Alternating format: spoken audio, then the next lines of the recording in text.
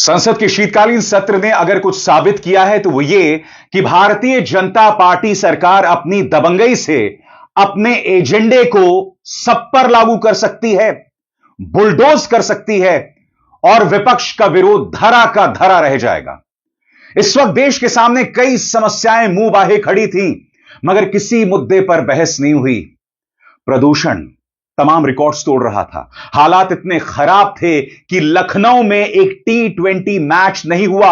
हम सब ने देखा कि हार्दिक पांड्या किस तरह से चेहरे पर मास्क लगाकर घूम रहे थे, मगर प्रदूषण पर कोई बहस नहीं हुई। डॉलर के मुकाबले रुपए लगातार गिरता गया, कोई बहस नहीं हुई। टैरिफ, जी हां, डोनाल्ड ट्रंप लगातार भारत को धमकी देते रहे। रूसी तेल के मुद्दे पर, टैरिफ के मुद्दे पर कोई बहस नहीं हुई।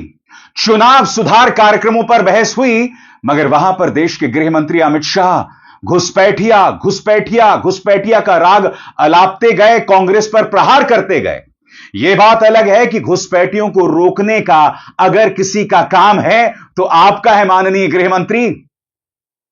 इस सरकार ने महात्मा गांधी नरेगा पर लगाम लगा दी और जी राम जी लेकर आए, और इसके जरिए भी उन्होंने राम बनाम गांधी कर दिया और विपक्ष को राम विरोधी बता दिया। यानी कि असली मुद्दों पर बहस बिल्कुल ना हो। मैं फिर कहना चाहूंगा, प्रदूषण पर ज्यादा जरूरी था बहस या फिर वंदे मातरम पर। जी हां, वंदे मातरम पर बहस हुई, मगर उस बहस ने भी कहीं ना कहीं सरकार की पोल खोलकर रख दी, क्योंकि हम सब जानते हैं कि भारतीय जनता पार्टी के वैचारिक पूर्वज, चाहे वो हिंदू महासभा हो, आरएसएस हो, सावरकर हो, श्यामा प्रसाद मुखर्जी हो, इन सब ने गाहे बगाहे किस तरह से अंग्रेजों का साथ दिया, मोहम्मद अली जिन्ना का साथ दिया। बार बार यह प्रमाणित किया गया है, और वो भी देश को आजादी मिलने के बाद। तो जैसे मैंने बताया दोस्तों, प्रदूषण इतनी बड़ी समस्या, और जानते हैं सबसे बड़ी विडंबना, प्रधानमंत्री नरेंद्र मोदी एडिस अबाबा पहुंचते हैं और वहां से उन्होंने ट्वीट किया है। इस ट्वीट में वो कह रहे हैं कि मैंने इथियोपिया के एडिस अबाबा में पेड़ लगाया, एक पेड़ मां के नाम। प्रधानमंत्री नरेंद्र मोदी यहां पर क्या लिख रहे हैं, मैं आपको पढ़ के सुनाना चाहता हूं। यहां पर प्रधानमंत्री लिख रहे हैं कि संसद को दिए गए अपने संबोधन के बाद मैं प्रधानमंत्री आबिय अहमद अली के साथ गया और मैंने एक पेड़ मां के नाम के अंतर्गत इथियोपिया में पेड़ लगाया। आज मैं प्रधानमंत्री से एक सवाल पूछना चाहता हूं। अरावली पहाड़ियों को एक बहुत गंभीर संकट इस वक्त सामने है। अरावली की पहाड़ियां, जिनके बारे में कहा जा सकता है कि वो पूरे उत्तर भारत को अपनी पहाड़ियों के जरिए, अपने जंगलों के जरिए ऑक्सीजन देते हैं, आज उन अरावली की पहाड़ियों का वजूद जो है वो खतरे में है, और प्रधानमंत्री नरेंद्र मोदी एडिस अबाबा में जाकर पेड़ जो हैं वो लगा रहे हैं और कह रहे हैं कि एक पेड़ मां के नाम। और इस सरकार के कानून की वजह से अब अरावली पहाड़ियों का वजूद खतरे में आ गया है।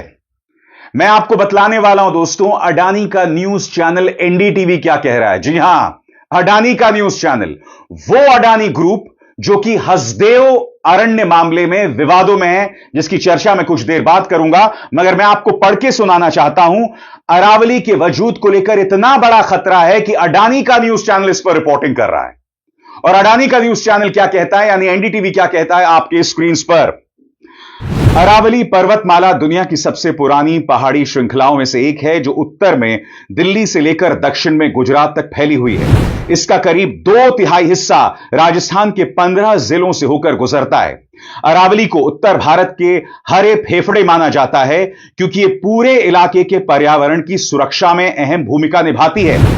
एनडीटीवी की जांच में पता चला है कि अरावली पहाड़ियों में बड़े पैमाने पर माइनिंग के चौंकाने वाले, यानी खनन के चौंकाने वाले सबूत सामने आए हैं, जिससे साफ है कि पर्यावरण को भारी नुकसान हो रहा है। अलवर जिले का सरिस्का टाइगर रिजर्व, जो अरावली का ही हिस्सा है, सबसे ज्यादा प्रभावित इलाकों में शामिल है। पर्यावरण के अलावा इस क्षेत्र का आध्यात्मिक महत्व भी है। माना जाता है यही सप्त ऋषियों की तपस्थली रही है। दिलचस्प बात यह है कि सैटेलाइट तस्वीरों में अरावली की बनावट पवित्र ओम के आकार जैसी दिखती है, और इस सरकार के नियमों की वजह से वो जो अरावली पहाड़ियां हैं उसका वजूद खतरे में है।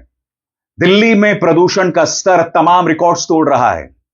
मंत्री महोदय को माफी तक मांगनी पड़ी, मगर बहुत देर बाद जाकर। और प्रधानमंत्री क्या कर रहे हैं? अरावली में जो संकट है उसे नजरअंदाज करके एडिस अबाबा में जाकर पेड़ लगा रहे हैं। यह अपने आप में क्या बताता है दोस्तों? इससे पता चलता है कि पर्यावरण इस सरकार की प्राथमिकता में कहां है, कितनी नीचे है वो प्राथमिकता।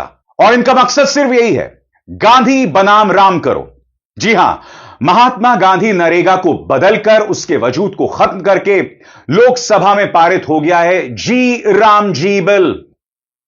आज एक बार फिर प्रियंका गांधी वाड्रा ने इस मुद्दे पर चेतावनी दी, मगर मैं आपको यह तस्वीर दिखाना चाहता हूं। टीएमसी के सांसदों ने रात भर जो है अनशन किया। आप देख सकते हैं 12 घंटे तक उन्होंने ठिठुरती सर्दी में इसका विरोध किया है, जैसा कि यह तस्वीरें बयां कर रही हैं। सुनिए, यह सरकार जो गांधी बनाम राम करना चाहती है अपने गोदी मीडिया के जरिए, प्रियंका गांधी वाड्रा क्या कह रही हैं? Yes, I have spoken about this before. This bill is going to be very, very harmful for the poorest of the poor, because the original Manrega scheme, the way it was structured, where the centre paid 90% of the funds for it, was a scheme which was the backbone of the rural economy and the backbone, the greatest support for people who are very, very poor and had difficulty getting employment. And for 20 years it's been one of the good schemes which has run, which has helped poor people, especially those who have nothing. Now in this new formation, in the new form of the bill, when you cut down so much of the allocation from the center, and most of the allocation is, a lot of it is going to come from the states are not going to be able to afford it, which means the scheme will die, and that is going to be very, very harmful. तो जैसे मैंने बताया, असली मुद्दों पर बहस नहीं करना, और जिन मुद्दों को लेकर बहस भी हो रही है उसको लेकर भी भ्रमित करने वाली राजनीति करना। प्रधानमंत्री नरेंद्र मोदी जो एडिस अबाबा में पेड़ लगाते हैं, मगर अरावली की पहाड़ियों के साथ क्या हो रहा है उसे भूल जाते हैं। हसदेव में क्या हो रहा है उसे भूल जाते हैं। जी हां दोस्तों, हसदेव, मैं आपको बतलाना चाहता हूं कि हसदेव भी एक बड़ी चुनौती है। कायदे से इसको लेकर भी बहस होनी चाहिए थी, मगर नहीं साहब, यह हमारे राजनेताओं की प्राथमिकता सूची में कहीं नहीं है। हालांकि छत्तीसगढ़ में आदिवासी इसको लेकर अपनी बात रख रहे हैं। मैं आपको बतलाऊंगा कि अडानी समूह इस बारे में क्या कहता है कुछ देर बाद, मगर ये पूरा मामला क्या है आपके स्क्रीन पर। हसदेव अरण्य के जंगल एक बार फिर बड़े राजनीतिक और कानूनी विवाद के केंद्र में है। यहां अडानी से जुड़े कोयला खनन प्रोजेक्ट्स के लिए लगातार जंगल काटे जा रहे हैं। आदिवासी इसका विरोध कर रहे हैं और छत्तीसगढ़ विधानसभा में भी इसको लेकर जबरदस्त हंगामा हो रहा है। अभी की क्या स्थिति है? छत्तीसगढ़ सरकार हसदेव के करीब 1700 हेक्टेयर से ज्यादा जंगल को कोयला खनन के लिए डाइवर्ट करना चाहती है। इसका मतलब लाखों पेड़ कटना और हसदेव नदी के जल क्षेत्र पर गंभीर असर। दिसंबर 2025 में विधानसभा के अंदर विपक्ष ने बीजेपी सरकार पर बड़े पैमाने पर जंगल कटाई का आरोप लगाया, जिस पर सदन की कार्रवाई तक बाधित हुई। अब जाहिर सी बात है, प्रधानमंत्री नरेंद्र मोदी के परम मित्र गौतम अडानी एक बार फिर विवादों के केंद्र में है। मगर हसदेव विवाद को लेकर अडानी ग्रुप का क्या कहना है, इस पर गौर फरमाया जाए। अडानी ग्रुप का कहना है कि हसदेव में जो भी माइनिंग हो रही है वो पूरी तरह कानूनी नियमों के मुताबिक और पर्यावरण का ध्यान रखते हुए की जा रही है। कंपनी ने अवैध खनन, फर्जी ग्राम सभा या कोयले के गलत इस्तेमाल जैसे आरोपों को सीधे तौर पर खारिज किया। क्या है अडानी ग्रुप का आधिकारिक स्टैंड? अडानी हसदेव पारसा पीईकेबी प्रोजेक्ट को एक इंटीग्रेटेड एनर्जी और माइनिंग प्रोजेक्ट बताती है। उनका दावा है कि इसमें नई टेक्नोलॉजी इस्तेमाल हो रही है और काम इस तरह डिजाइन किया गया है कि पर्यावरण को नुकसान ना पहुंचे। कंपनी का कहना है कि इस प्रोजेक्ट से स्थानीय लोगों की रोजी रोटी बेहतर हुई है और इलाके का विकास हुआ है। अडानी का दावा है कि छत्तीसगढ़ में उसका कोयला खनन पूरी तरह सस्टेनेबिलिटी और सभी सरकारी मंजूरियों के अंतर्गत हो रहा है। मगर विपक्ष और आदिवासी यह आरोप लगा रहे हैं कि नए कोयला ब्लॉक्स के लिए फर्जी दस्तावेजों का भी इस्तेमाल हुआ है, जिस पर अडानी ग्रुप ने कोई सीधा जवाब नहीं दिया है। मगर मुद्दा यहां अरावली या हसदेव विवाद को लेकर नहीं है। मुद्दा है प्रधानमंत्री नरेंद्र मोदी के दोहरे मापदंड का। मुद्दा है असल मुद्दों से लोगों का ध्यान भटकाने का। जैसे मैंने कहा, प्रदूषण एक बड़ी समस्या है, उस पर चर्चा करना तो दूर, अरावली का वजूद बर्बाद किया जा रहा है। इससे बड़ी त्रासदी आखिर क्या हो सकती है? और ध्यान भटकाने के लिए, चूंकि अगले साल पश्चिम बंगाल में चुनाव है, लिहाजा वंदे मातरम पर बहस कराई जाएगी। महात्मा गांधी नरेगा का वजूद खत्म करके उसे जी राम जी का नाम देना, क्योंकि उसके जरिए फिर आप राम के नाम पर विवाद कर सकते हैं। सुनिए क्या कह रहे हैं आरजेडी के सांसद मनोज झा। मैं आपको कहूं, कभी कभी मति मारी जाती है ना, इस तरह के बिल पास कराए जाते हैं। अधिकार की पूरी भावना का कत्ल हो गया। कल आपके माध्यम से मैंने एक बात कही थी, लोहिया जी की बात, लोगों को वो भी नागवार गुजरा। मैंने कहा सड़कों को गौण करना मुश्किल होता है, संसद को मौन कर लीजिएगा। सड़क मौन नहीं होती है, प्रतिरोध होगा और आपको फार्म लॉज की तरह, ये मार्क माय वर्ड्स, इसे वापस लेना। और सबसे बड़ी त्रासदी दोस्तों, जहां तक गोदी मीडिया का सवाल है, गोदी मीडिया क्या जहर उगल रहा है वो मैं आपको अपने मंच पर दिखाता रहता हूं। मगर जैसे मैंने बताया ना, संसद का यह सत्र खत्म हो गया, मगर गोदी मीडिया किस तरह का जहर उगल रहा है, किस तरह का झूठ परोस रहा है आपके सामने। सबसे पहले इंडिया टीवी, नेहरू से जुड़े 51 बक्से, सोनिया गांधी क्या सीक्रेट छुपा रही हैं? कहीं सुल्तान, कहीं किंग, सब बिछ गए। प्रधानमंत्री मोदी मुस्लिम देशों में शहबाज मुनीर को ठोकने की डील कराए।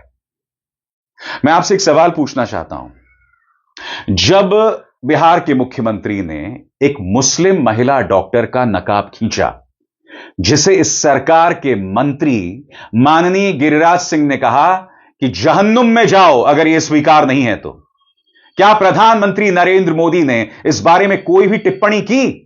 प्रधानमंत्री ने कोई टिप्पणी नहीं की। उल्टा एक मुस्लिम महिला डॉक्टर का जिस तरह से अपमान किया गया, पूरे गोदी मीडिया ने उसे जायज ठहराने का काम किया। और फिर यह गुल्लू क्या कह रहा है कि प्रधानमंत्री नरेंद्र मोदी का परचम मुस्लिम देशों में। नुपुर शर्मा विवाद और अब यह नीतीश कुमार विवाद, ये दोनों मुस्लिम देशों में भारत की छवि को नुकसान पहुंचा रहे हैं। मगर इस बात की चर्चा नहीं होगी, ये सिर्फ जहर उगलेंगे और झूठ बोलेंगे। और ये देखिए साहब, संसद में प्रभु राम पर घमासान, 4 करोड़ वोटर ने खोली सारी पोल, फंसे अखिलेश, एक्शन शुरू। अब कहां जी राम जी पर बहस और कहां अखिलेश पर दबिश, कहां योगी आदित्यनाथ, कहां शिवराज सिंह चौहान। आगे देखिए साहब, जुमे पर बुर्का ब्रिगेड की साजिश, ओवैसी गैंग पर टूट पड़ी योगी फोर्स, पूरी दुनिया से भगाए गए पाकिस्तानी। इन तीनों पंक्तियों में क्या लिंक दिखाई देता है आपको? मगर असली मुद्दों से ध्यान भटकाने के लिए कुछ भी डिबेट किया जाएगा, कुछ भी बकैती की जाएगी और इसके अलावा कुछ नहीं। आगे देखिए साहब, ममता ने जलाई घुसपैठियों की बस्ती, मिल गए सारे सबूत, गिरेगी सरकार, अखिलेश पर योगी का तगड़ा एक्शन शुरू। यानी कि भाई साहब ने ममता बनर्जी की सरकार गिरा दी।